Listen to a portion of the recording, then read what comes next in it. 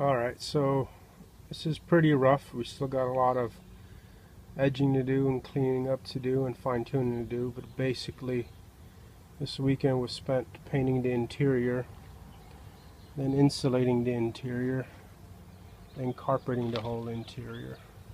No paint has been touched on the exterior yet, but this is basically what I've done. So we've got different grade Dynomat, thicker on top, thicker in the doghouse, and thinner against the walls and on the ground.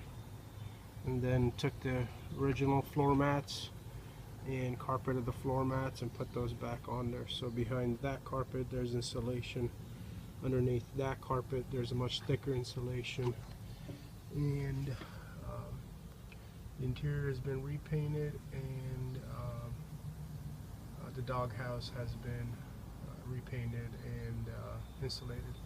On the left you can see some silverness. That's the insulation. Haven't finished the left side yet, that's why I'm not showing it, but essentially that's what I've got. Still got some edging to do and some cleaning up to do, and this hasn't been bolted on. I'm not sure if I'm going to leave this on or get something a little wider to come out and cover these bolts here, which I probably is what I'll end up doing.